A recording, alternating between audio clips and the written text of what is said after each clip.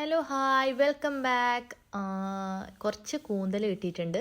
അപ്പം അതിനെക്കൊണ്ട് കുറച്ച് ബിരിയാണി ഉണ്ടാക്കി കാണിച്ചു തരാമെന്ന് വിചാരിച്ചു.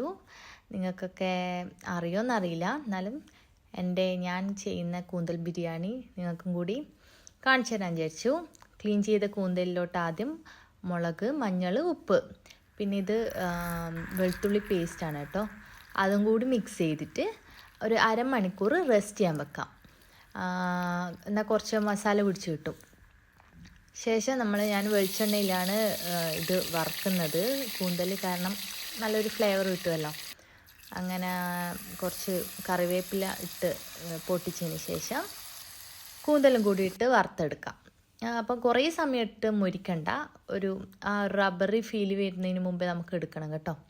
ആ സെയിം പാനിൽ തന്നെ ഒരു 3 ഉള്ളി വഴറ്റാൻ വെച്ചിട്ടുണ്ട്. ആ ഒരു വെളിച്ചെണ്ണയിൽ തന്നെയാണ് ഞാൻ ചെയ്യുന്നത്. എക്സ്ട്രാ വെളിച്ചെണ്ണ ഒന്നും പിന്നെ ചേർത്തിട്ടില്ല കേട്ടോ.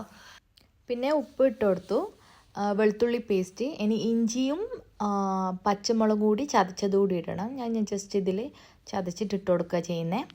നിങ്ങൾക്ക് എത്രയാ എരിവ് വേണ്ട അതിന് കണക്കായിട്ട് വേണം മുളക് ചേർത്ത് കൊടുക്കാൻ വേണ്ടിയിട്ട്. ഒരു 1.5 മുറി തക്കാളി ഞാൻ യൂസ് ചെയ്തിട്ടുണ്ട്, വലിയ തക്കാളി ആയിരുന്നേ. അപ്പം പിന്നെ ഞാൻ ഫ്ലെയിം നന്നായി കുറച്ചിട്ട് ചെറിയൊരു ഫ്ലെയിമിലാണ് ഇത് ഞാൻ ചെയ്തെടുക്കുന്നത്. ഇതിൽ മസാലയിൽ പൊടി എന്ന് പറയാൻ ഞാൻ ഈ 2 പൊടി മാത്രമേ യൂസ് ചെയ്യുന്നുള്ളൂ, ഗരം മസാലയും ആൻഡ് ബിരിയാണി മസാലപ്പൊടിയും. വേറൊന്നും യൂസ് ചെയ്യുന്നില്ല കേട്ടോ. പിന്നെ വറുത്ത് വെച്ച കൂന്തലും കൂടി ആഡ് ചെയ്ത് മെല്ലെ ഇത് സ്ലോ കുക്ക് ചെയ്തെടുക്കുന്നേ. പിന്നെ കുറച്ച് മല്ലിയിലയും കൂടി ഇട്ട് കൊടുത്ത് മെല്ലെ അതൊന്ന് സ്ലോ കുക്കായിട്ട് അവിടെ മെല്ലെ ഞാൻ ആ ഒരു സൈഡിൽ വെച്ചിട്ടുണ്ട്. പിന്നെ ഇനി ഇതിന് റൈസ് ആക്കണം. ഒരു കപ്പ് ജീരകശാല, ഒരു കപ്പ് എന്ന് വെച്ചാൽ എൻ്റെ ഈ വലിയ കപ്പ് കേട്ടോ, അതിൽ 4 കപ്പ് 200 ml ഒരു 4 കപ്സ് നമുക്കതിൽ പിടിക്കും. അത് ഞാൻ കഴുകി പിന്നെ ഡ്രെയിൻ ചെയ്യാൻ വെച്ചിട്ടുണ്ട്. പിന്നെ ഞാനിതാ ഓൾ സ്പൈസസ് ഇട്ട് കൊടുത്തു, പിന്നെ ഉള്ളി ഇട്ട് കൊടുത്തു. അത് നല്ലോണം കുറച്ച് സമയം വഴറ്റുക.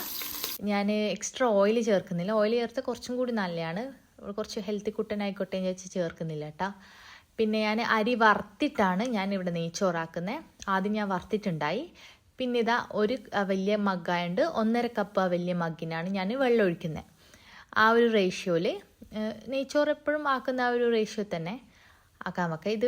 പിന്നെ ഇതിലോട്ട് ചെറുനാരങ്ങൻ്റെ നീര് കൂടി ഒഴിക്കണം. ഞാനിത് ഫ്രീസ് ചെയ്ത ചെറുനാരൻ്റെ ക്യൂബ് ഉണ്ടായിരുന്നു, അപ്പം അത് അതിലിട്ടിട്ട് കൊടുത്തു. പിന്നെ 2 സ്പൂണ് ഉപ്പ് ഞാനിതിൽ ഇടുന്നുണ്ട് കേട്ടോ.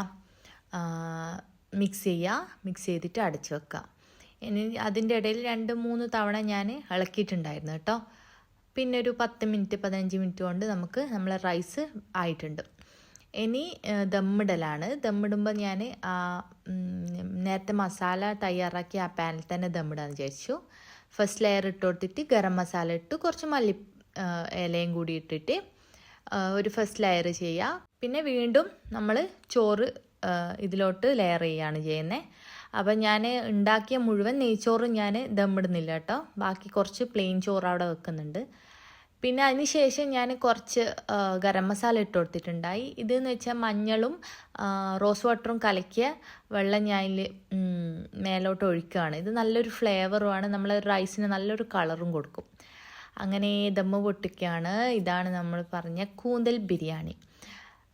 സിമ്പിളായിട്ട് നമുക്ക് ചെയ്യാവുന്നത്. കൂന്തൽ ക്ലീൻ ചെയ്യുന്നൊരു ബുദ്ധിമുട്ടേ എനിക്ക് തോന്നിയിട്ടുള്ളൂ, ബാക്കിയൊക്കെ സിമ്പിളാണ്. അപ്പം ഇതാണ് നമ്മുടെ കൂന്തൽ ബിരിയാണിൻ്റെ ലാസ്റ്റ് ഫൈനൽ ലുക്ക്. ടേസ്റ്റും സൂപ്പറാണ്, ഒന്നും പറയാനില്ല. ഒരു മലബാർ സ്റ്റൈൽ ബിരിയാണി ഇഷ്ടപ്പെടുന്ന ആൾക്കാർക്ക് എന്തായാലും ഇതൊന്ന് ട്രൈ ചെയ്ത് നോക്കാം. ഒരു സ്പെഷ്യൽ സീ ഫുഡ് ബിരിയാണി റെസിപ്പിയാണ്. So you don't miss this seafood special guys, must try.